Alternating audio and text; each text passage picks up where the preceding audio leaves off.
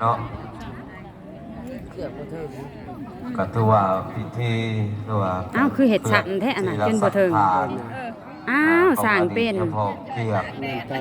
ก็ได้ออกมาสู่หอพระเมรุก็เป็นทีเอามาต่อบ่ได้บ่ ลอยแล้วเนาะ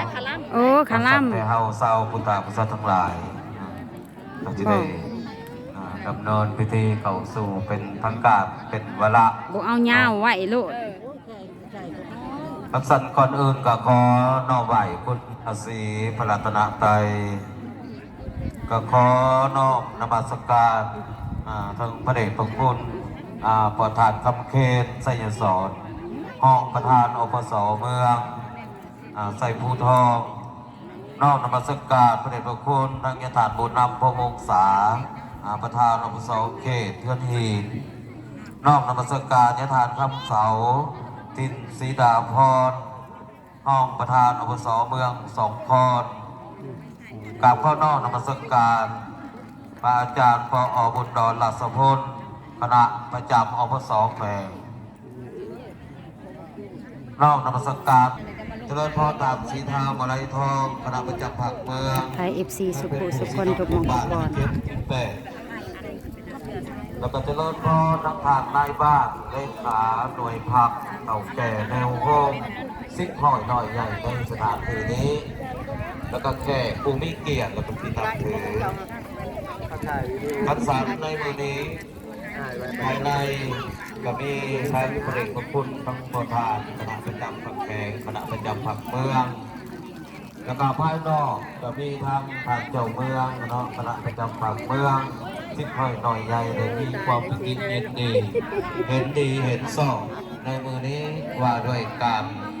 ประชุมเพลิงศพของอดีตหลวงพ่อเสน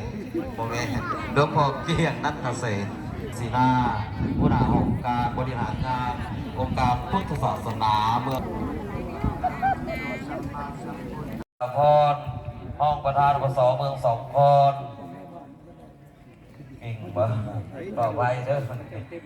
ผู้ที่สี่พระเดชพระคุณทางพระอาจารย์ปอบุญดอนหลักสพลคณะประจำอปสแขวงผู้ที่ห้าพระอาจารย์สุกันจันทรีคณะอปสเมืองไซภูทองผู้ที่หกพระอาจารย์สอนเพชรโงนราชสิงห์คณะอปสเมืองไซภูทองคณะกรรมการศึกษาสงฆ์เมืองไซภูทองผู้ที่เจ็ดเจ้าหลวงพ่อหอมไสยวงศ์ห้องประธานอปสเขตเทือนหินแปดพระอาจารย์คำพันธ์เนาะณไพวงศ์คณะเขตเทือนหินเก้าพระอาจารย์นอนวัดเราประโคสิบยาพ่อบุญเถิงวัดตรงดอกไม้11พระอาจารย์ตูขอบคุณพระอาจารย์12 องค์ก็ได้ขึ้นพิจารณาพระบางสกุลสุดที่หนึ่งอนุกรรมการเอาน้ำหยาดให้ท่านขณะการน้ำเด้อเวลาเพิ่นนั่นแหละก็หยาดน้ำเนาะเพิ่นสิหยาดน้ำพระอาจารย์คำพันธ์กับพระอาจารย์จอยนั่นละสื่อเพิ่นอีหลีคำพันธ์ไปกับบ่เอิญเป็นจอยก็รับเป็นจอยอีหลี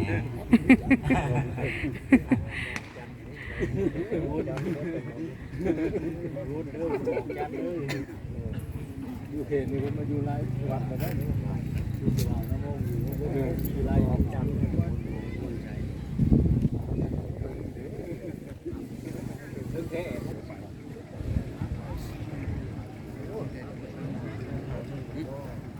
เจรนาพระบางสกุลเดิมก็ได้สำเร็จลงไปแล้วการในโอกาสต่อไปก็เป็นสุดที่สองและในสุดที่สองนี้ก็ประกอบด้วย16 ถาดอาจารย์เฮาที่บ่ได้ออกพิจารณาผ่าบางสกุลเนาะกราบนิมนต์มาหับผ่าบางสกุลทั้งข้างทั้งนี้เด้อเด้อเข้าไปทั้งสีเหลืองนั่นแหละทั้งบนมีดอกไม้เหลือง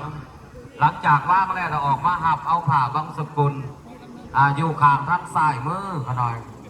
สิมีอนุกรรมการเอายืนหน้าผ่าบางสกุลนิมนต์เด้อเด้อเพราะว่าอันนี้มันเป็นประเพณีของสงฆ์เฮาในจัดกันไว้เพื่อความสะดวกออกมาหับเอาโลดเป็นตุเป็นกันแหละภาษาบ้านเฮา อันภาษาสากลขาน้ำมันลดภาษาที่เข้าเป็นดูเป็นกันเนาะอันบ่ได้แต่บวชใหม่เด้อก็ยังได้อยู่อีก7 มื้อภายหลังตีแล้วพระพ่อแม่ครูบาอาจารย์เฮาแล้วก็ต่อด้วยลูกเน้นเนาะแล้วก็ต่อไปด้วยแม่ขาวเมซี่เด้อหลังจากหันกับเรียนเซอร์เจริญพรทางคณะการนำเฮาเนาะคือทางการเจ้าเมืองคณะประจำฝั่งเมืองแล้วก็องค์การจัดตั้งทุกภาคส่วนตามระดับเนาะจากนั้นแล้วก็ได้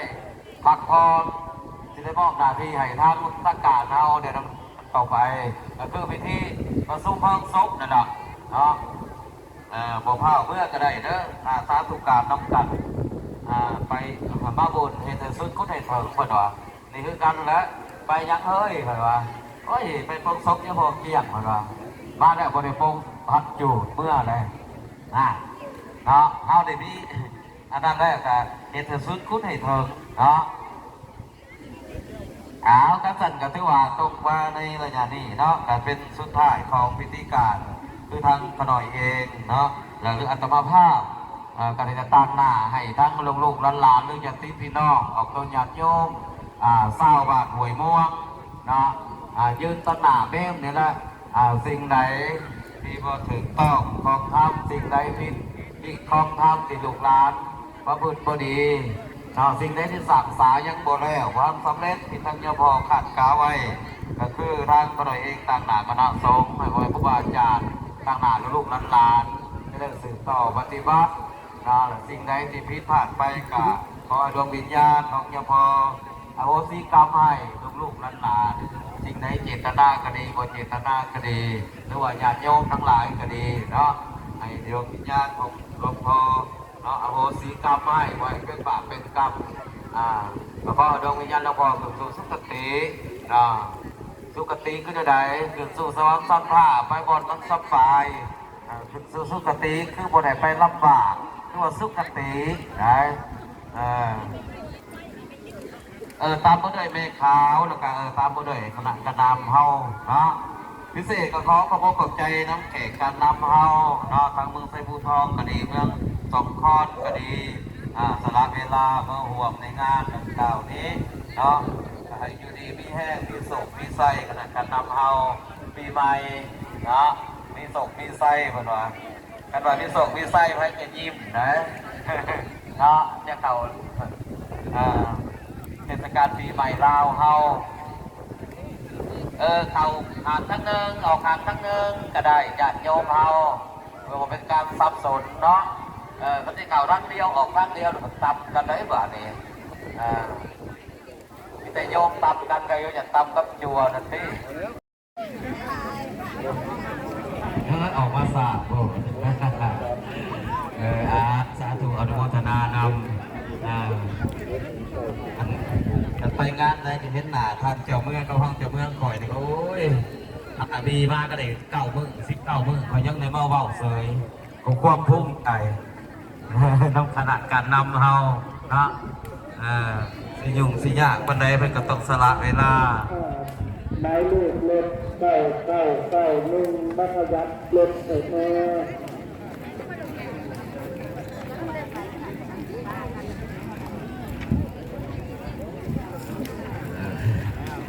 เวลาก็ถึงเนาะอยู่ดีมีแห้งบาดีพื้นเท้าหลังจากบัญญัติโยมสร้างแล้วที่เหลือก็ส่วนใหญ่ก็เอาเข้าไปวัดว่าบนหัวบนด้วย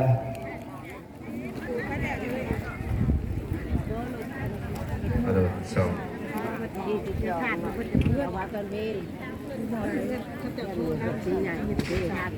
เก่าทั้งหนึ่งออกทั้งหนึ่งเริ่มออกกับออกทั้งเก่าก็ได้ตามกันส้นกันเลยเอาหลังจากออกต้นยาโยมเขาเนาะวางเบิ้ลแล้วก็คืนไม่ย่อสีมันเรือกับฮุบเข้าไปโดดเด้อทางกรรมการเขาเดี๋ยวฮุบเข้าไปยังมองไป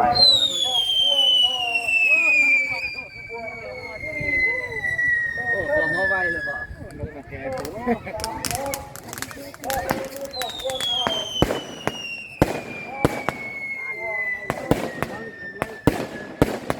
ยิงกับมาลายแจ่เลย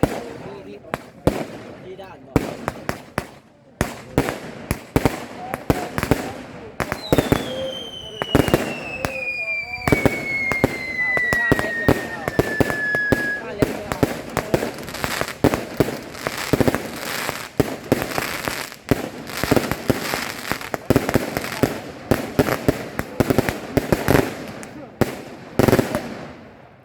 บุ้ม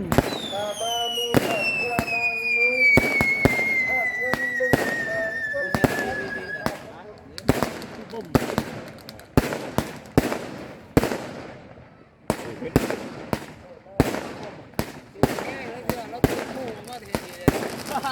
เขาเป็นอุ้มเรื่องงานนั้น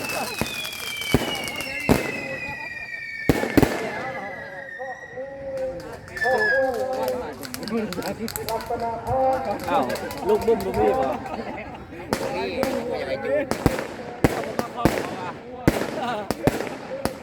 มีลูกกันผู้ใหญ่3 ดอกนะผู้ใหญ่3 ดอกตรงนี้เขาบ่เขาบ่จูนนี่เข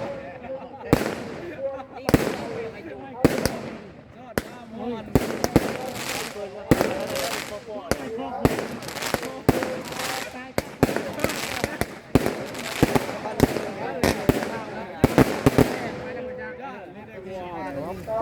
กลางคืนในงามกระดาษนี่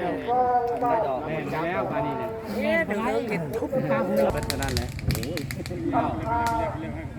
แต่จิตจันจิตชาติ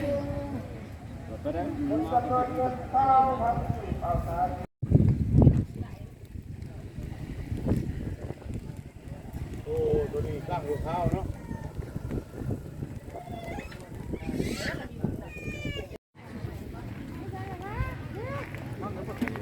คลิปวิดีโอนี้จะขอจบไว้สำนี้ก่อนเลยพี่น้องเด้อ